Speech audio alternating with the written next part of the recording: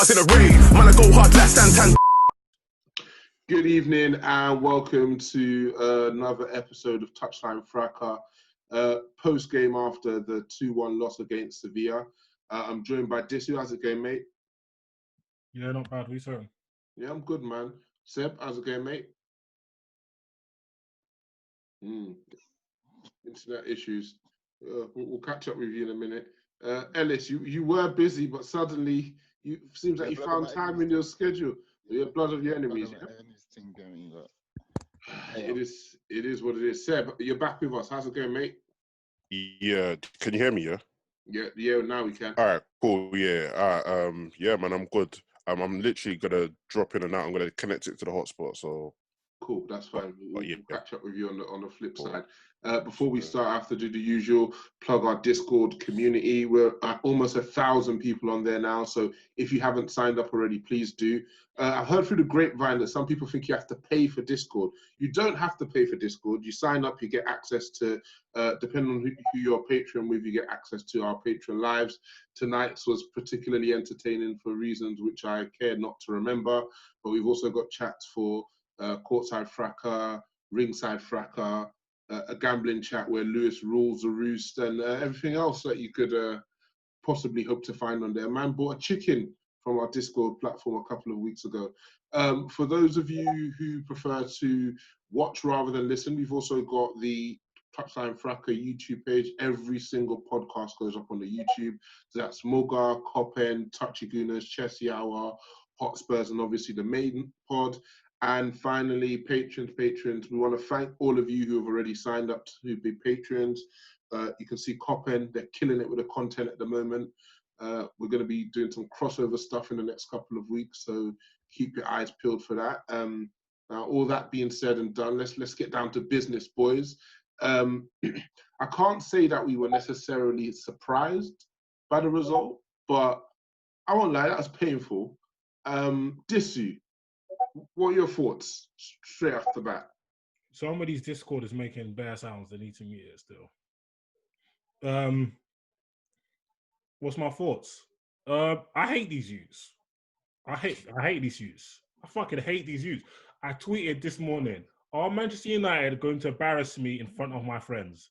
That's a resounding yes. That, sure enough, they embarrassed me in front of my friends and family. Bro, it was just disgusting from start to finish. The first half was disgusting because tactically we do the same thing every week. Like, no team is surprised when they play Man United. You know you're getting either a 4-2-3-1 or that shitty 3 at the back where we just defending inshallah. So the 4-2-3-1, which makes no sense, yeah. Let me see if I articulate myself. We play 4-2-3-1 and our wide players are really, really wide. Most teams in the modern era do not play 4-2-3-1. They don't play like that. They're very compact. When Poch was playing it, very compact. When Mancini was playing it with City or Pellegrini, very compact. Even when Liverpool used to play it compact, teams tend to play 4-2-3-1. So you have like an Ericsson maybe playing inside left and maybe Lamela playing inside right. Very, very compact. Us, it's wide. And also our fullbacks don't track. Our wide players don't track. So our 2 pivot players, and today it was Pogba and Fred. It doesn't matter what personnel you put in because they'll all struggle with this. They have to cover the width of the pitch on their own. So they're moving side to side and the gap between them is 15, 20 yards at best. So teams are able to turn them in around, find shots edge of the box, get cutbacks or get in and around the fullbacks because the fullbacks have to tuck in because of the spaces that have been left. And why this doesn't make sense is because you have our forward players who don't track back, and this is instruction. If you're going to do that, at least they have to at least press the ball, but they don't. And when they do press, because of the way we play, we sit deep, we're in this wide 4-2-3-1. Usually when you play football, when you don't have the ball, you're narrow and compact. When you do have the ball, you expand. When Martial initiates the press or Bruno's going to press, they just pop round the press with ease. And then it's the six at the back.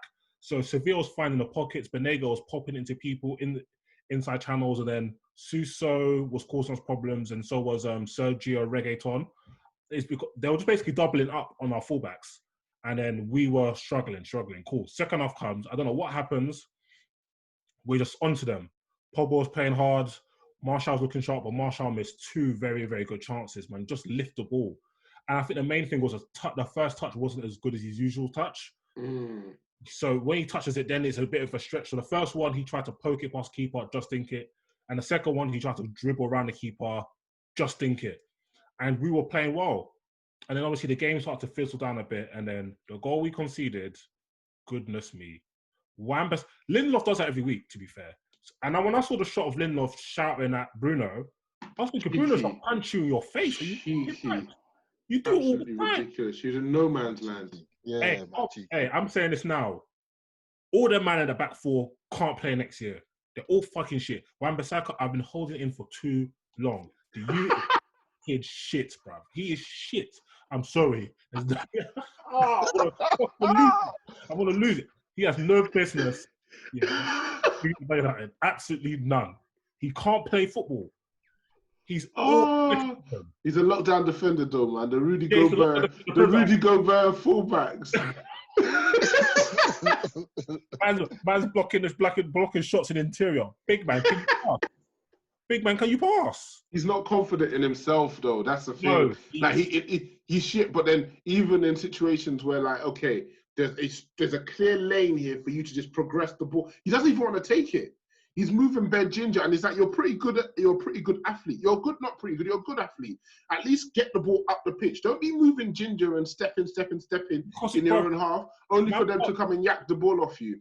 Man passes the ball with his foot like this, bruv. Just bare scooping it like a 9-iron. And then you got my man Lindelof, who makes the same mistake every fucking game. He's looking around shouting at people because you got taxed. Shut up, fam. You get slapped up. Maguire, oh my God. Ball playing centre back that can't play on the deck. Ball playing centre back that can't play on the deck. Where's the leadership that they rave about? All my man does is miss headers opposition box and come and take headers that shouldn't be for you and leaving us exposed. Brandon Williams. He's not good. I don't care. Why does he always look like he's just come out of a fight? Last minute, he looks like he's just come out of a scrap. People are calling him the star player for Buy Your Dad a Range Rover FC. I can't disagree. My man is getting sourced on every week. You can duppy here, you can put it through his legs, you can cross turn him, you can run him behind him. Fucking pants. Like, but even for the first goal, like Maguire, he actually turned around 360. I was thinking, bro, you got to be more sharper than that. To be fair, in my opinion, Maguire and Williams for the last goal, they don't get blamed because it was literally 3-on-2. So it's three guys and trying to work out. Is the way Wan-Bissaka allowed that man to run past him, I don't understand. Because he didn't do nothing. You definitely have more speed in him and you shouldn't be tired like that. I don't understand. So that was poor. And Rashford. Trashford's coming back. Trashford is coming back because that was a disaster class for the ages. There was not one good thing he did on the pitch. Not one. Terrible decision. The free kick was decent. Oh yeah, he punted it straight at the goalkeeper. Bravo. Knuckle puck. Them mighty duck shots, man. I feel like we scored a goal and someone won the penny. I don't know who though. Huh? We can't hear you. Your connection. I don't know who won the penny. Your connection. I don't know who won the penny after missing a 1-on-1. Hey, stay calm. It happens. Yeah, for him every week. Even before the free kick, McManaman's like, yeah, most of these go over the bar. You have the occasional. No. I hate Oli. He was atrocious, man. He was bad. I hate Oli for this 4-2-3-1. But the defending, that's nothing to do with Oli. These man can't. I don't want to see the players lost the game today. Yeah. Say what you want to say about Oli, and as at risk as we were at point throughout the game, if people did their jobs today, we go through. It's as simple as that. So overall, we can talk about Oli and all the things he doesn't do right. Martial does his job. Rashford does his job. Lindelof, Aaron Wan-Bissaka do their job. You're talking about Rashford and Martial. They should have done their jobs, but what Lingard and Lindelof, what Lindelof, in fact, the whole back four, what that man went on that game today was despicable. If we played a half-decent team, that today we would have conceded 4-5, 100%.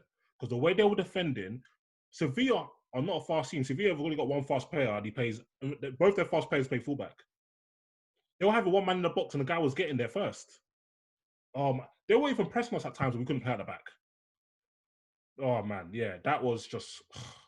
It was just shit to watch, bruv. Shit to watch. So, do you prefer that we've been spared our blushes and not gone to the final to get embarrassed, or would you rather just? I legit think into our crap. I think Sevilla were probably the best team we're gonna face the rest of the tournament. Oh, I haven't seen Shakhtar. I don't know what Shakhtar like. I know they always have like 25 Brazilians that are trying to use them to get their way out of Ukraine, make it out. You have to make it out of the hood. First, you make it out of the hoods of the favela, then you have to make it out the hood of Europe, man. Crazy. Yeah. They have Fernandinho there for about a decade, cuz.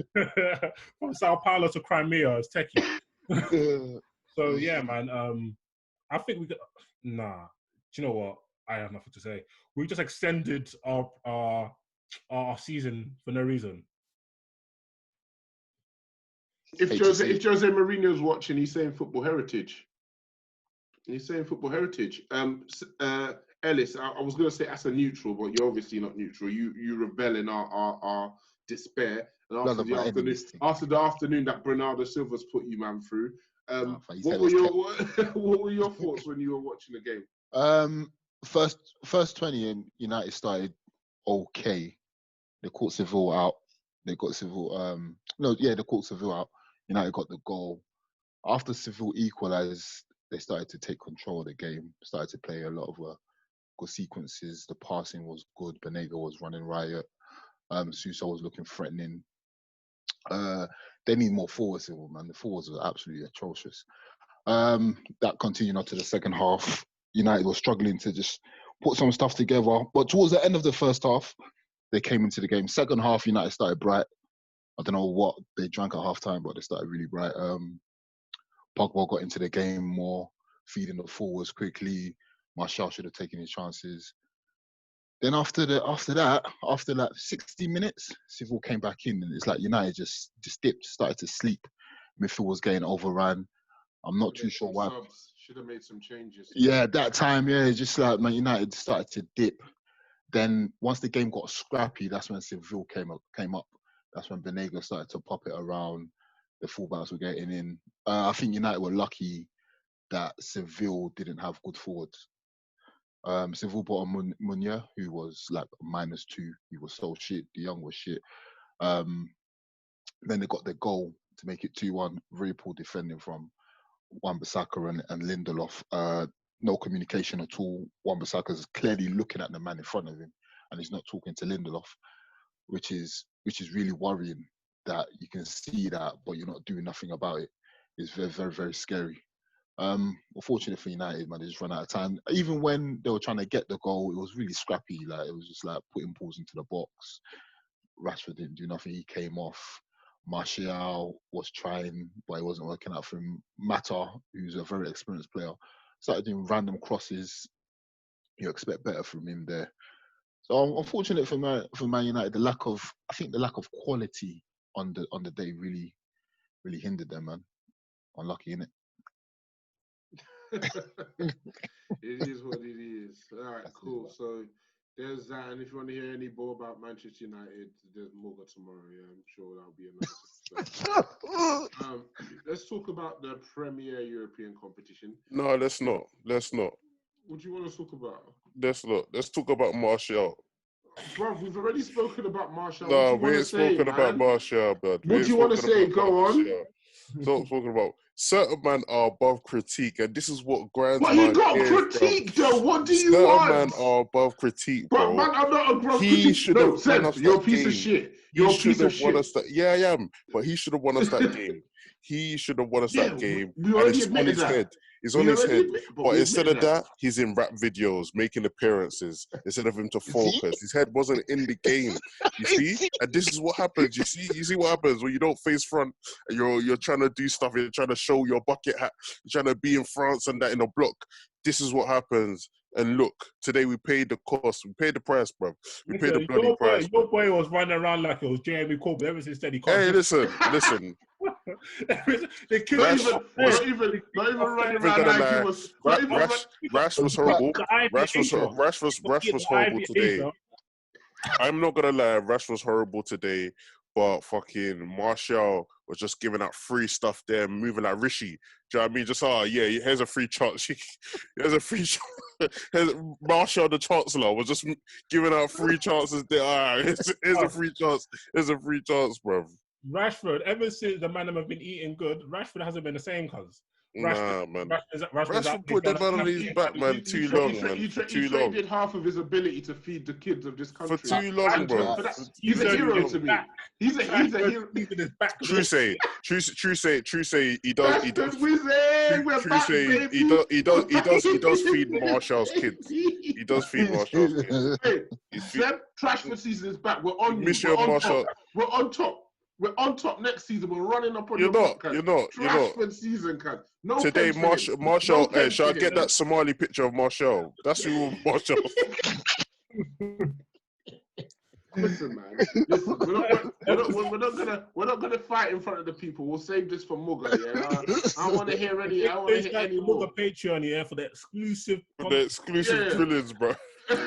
For that Trashfordinho court of agendas, boy. That one's gonna be popping still. I'm gonna be there front and center. But anyway, as I was saying, how you doing, Meads, man? I can't complain, brother.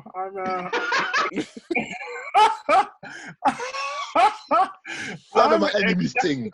I'm ecstatic, but hey, you know what? Me and Ellis had no business with the pod. They said, yeah. Let me move that around. Let me come. Let me see what I can do. I told you. I rolled up on my ups. I told you guys. Oh shit! Is that the Zoom link right there? Oh, all right. All right, man. Click on it. I know you, man. I was already logged in as well. So just quick and swift. No admission needed, bro. Calm. So we're moving on to talk about the Premier Cup competition. When I spit bars in a rave, man, I go hard.